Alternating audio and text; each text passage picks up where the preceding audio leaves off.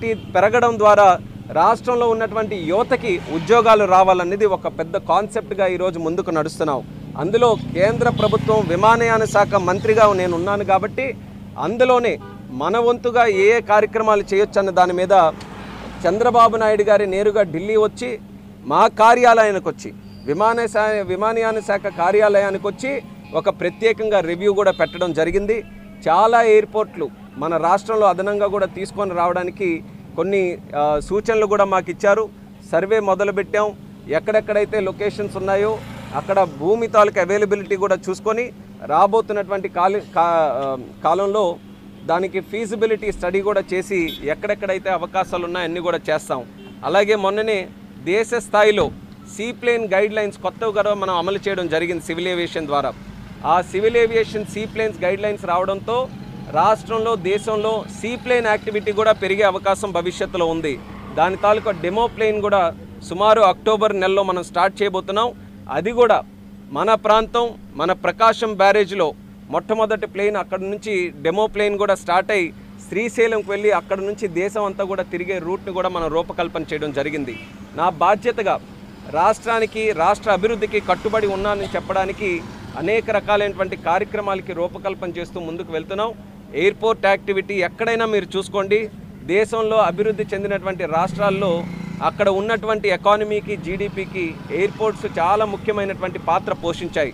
మన రాష్ట్రంలో కూడా ఆ స్థాయిలో ఎకనామిక్ యాక్టివిటీ పెరగాలంటే ఎయిర్పోర్ట్స్ని కానీ ఎయిర్పోర్ట్ యాక్టివిటీని కూడా మనం పెంచుకోవాలి. అందుకే ఉన్న ఎయిర్పోర్ట్స్ అన్నిటినీ కూడా కెపాసిటీ బిల్డింగ్ మనం చేస్తున్నాం. అదనంగా ఎక్కడెక్కడ ఎయిర్పోర్ట్స్ రావచ్చో అన్న దాని మీద స్టడీ కూడా చేస్తున్నాం. ప్రతి ఎయిర్పోర్ట్కి కూడా కనెక్టివిటీ మనం పెంచుతున్నాం. ఉదాహరణకి మన విజయవాడ ఎయిర్పోర్ట్లో కూడా కొత్త టెర్మినల్ బిల్డింగ్ 1 సంవత్సరంలోనే పూర్తి చేయాలన్నటువంటి వ్యవధిలో చాలా కష్టపడి దాన్ని కూడా ముందుకు నడిపిస్తున్నాం. ఎప్పటికప్పుడు రివ్యూ మెకానిజం కూడా పెట్టుకొని ముందుకు నడిపిస్తున్నాం.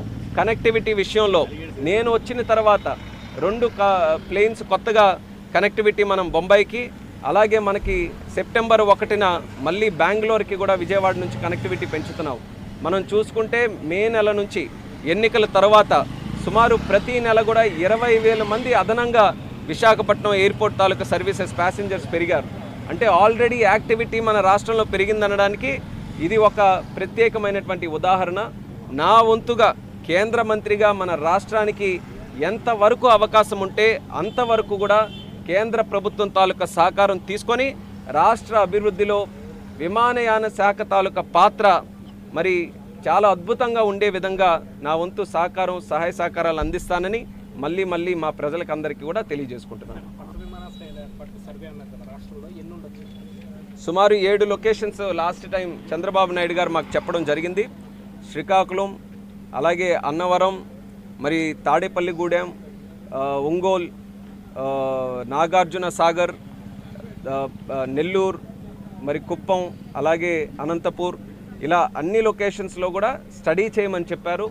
అక్కడ ఆ ఉన్న ప్రాంతాల నుంచి 150 కిలోమీటర్ల దూరంలో మిగిలిన ఎయిర్పోర్ట్స్ ఉన్నాయి కాబట్టి అక్కడ ఐడెంటిఫై చేసి అందులో భూమి కూడా మనకి అవసరం ఉంటుంది కాబట్టి భూమి తాలూకా అవైలబిలిటీ, ల్యాండ్ అవైలబిలిటీ కూడా చూసుకొని ఫీజిబిలిటీ స్టడీ చేసి అప్పుడు దాన్ని ఏ రకంగా ముందుకు తీసుకెళ్లాలన్న రిపోర్ట్ కూడా తయారు చేయమని ఢిల్లీ మన వచ్చినప్పుడు చెప్పారు. ఆ ప్రాసెస్లో ఇప్పుడు మేము ఉన్నాం. 12% ఎక్స్ట్రా ఓట్స్ పోలయ్యాయి సార్వత్రిక ఎన్నికల్లో అని చెప్పి వైసీపీ డెలిగేషన్ తీసుకొచ్చింది. రోజు ఎన్నికల సంఘాన్ని కూడా కలిసింది. ఎన్నికల్లో అక్రమాలకు పాల్పడ్డారు. ఆ రోజు ఇచ్చిన పర్సెంటేజ్ వేరు, తర్వాత పెంచి 12% పెరిగినాయి అని చెప్పి ఈ కేవలం జీర్ణించుకోలేని తనం ఇప్పటికీ కూడా అంత ప్రజలందరూ కూడా వాళ్ళు చేసినటువంటి తప్పుల్ని గుర్తించి అలాంటి ప్రభుత్వం అలాంటి ముఖ్యమంత్రి మాకొద్దని వైఎస్ఆర్ కాంగ్రెస్ పార్టీ వాళ్ళందరికీ కూడా బుద్ధి చెప్పినప్పటికీ కూడా లేని విషయాలన్నీ కూడా మళ్ళీ రుద్ది ఏదో జరిగిపోయిందన్నటువంటి అవాస్తవాలను తీసుకొని రావాలని వైఎస్ఆర్ కాంగ్రెస్ పార్టీ ఈరోజు ఒక ప్రయత్నం చేస్తుంది. అందులోనే భాగంగా ఎందుకనంటే ప్రజలు వాళ్ళకి ఇచ్చినటువంటి తీర్పు ఏ రకంగా ఉందంటే మీరు ఏమీ కూడా చేయొద్దు, ఎక్కడ కూడా ఇన్వాల్వ్ అవ్వద్దన్న లెక్కలోన కేవలం 11 సీట్లు వాళ్ళకి కేటాయించారు. మరి ఆ పరిస్థితిలో ఏం చేయాలో కూడా తెలియక తిరిగి అదే ఎన్నికల తాలూకా రిజల్ట్ పట్టుకొని ఈరోజు ఢిల్లీ అంతా కూడా తిరుగుతున్నారనంటే కేవలం వాళ్ళ తాలూకా టైము అలాగే ఎనర్జీ వేస్ట్ తప్ప దానివల్ల ఎటువంటి ఉపయోగం కూడా ఉండదు.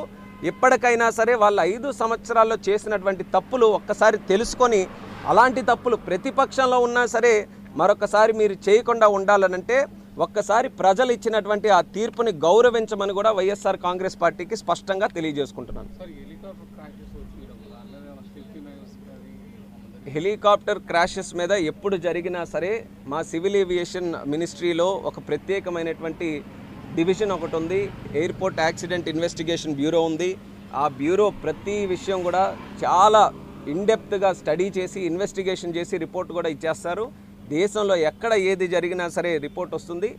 అలాంటి దగ్గరలో ఎక్కడైనా లోపాలున్నా అవి సరి చేసుకోవడానికి మాత్రం మేము కమిటెడ్గా చర్యలు మాత్రం మేము ఎక్కడ కూడా తీసుకుంటాం. సో ఎవరికి భయపడాల్సినటువంటి అవసరం అయితే ఎక్కడా లేదు.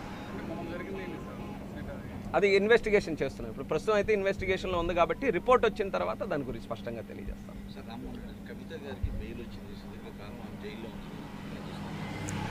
కోర్టు తాలూకా ప్రాసెస్ అది, దాని మీద మనం కమెంట్ చేసిన బదులు కోర్టు తాలూకా ప్రాసెస్ కోర్టు ఏం చెప్తే అది గౌరవించాల్సిన పరిస్థితి ఉంది. అన్నిటికీ సీ ప్లేన్ రెగ్యులర్ ప్లేన్స్ లాగే సీ ప్లేన్స్ కూడా రెగ్యులర్ ప్లేన్స్ లానే ఎక్కడ ఏ పర్పస్కైనా మనం వాడుకోవచ్చు.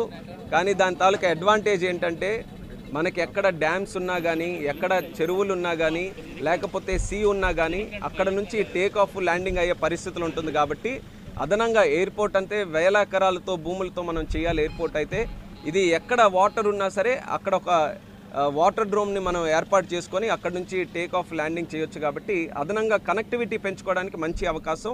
టూరిజం కానీ, రెగ్యులర్ ట్రావెల్ కానీ, మెడికల్ టూరిజం కానీ, ఇలా అనేక రకాలైనటువంటి అంశాల్లో సీప్లేన్స్ వాడుకోవచ్చు.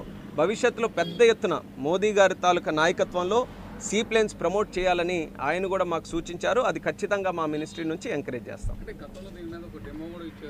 ఎస్, అందుకే గతంలో కూడా ఒక ప్రయత్నం జరిగింది. కానీ గైడ్ లైన్స్ అంత ఆశాజనకంగా లేకపోవడం వల్ల మనం ఊహించినటువంటి విధంగా సీప్లేన్స్ తాలూకా ప్రోగ్రెస్ జరగలేదు. అందుకే నేను వచ్చిన తర్వాత మళ్ళీ సీప్లేన్ గైడ్ లైన్స్ మార్చి మళ్ళీ మొన్ననే కొత్త గైడ్ లైన్స్ మళ్ళీ లాంచ్ చేశాం. ఈ గైడ్ లైన్స్ ద్వారా ఇప్పుడు గతంలో ఏవైతే ఇబ్బందులు ఎదుర్కొన్నారో అవన్నిటికీ కూడా పరిష్కారం చూపించి మరి ఈసారి కొత్త గైడ్ లైన్స్ ఉన్నాయి కాబట్టి ఈసారి ఆ ఇబ్బందులు లేకుండా ముందుకు నడిచే అవకాశం ఉంటుంది.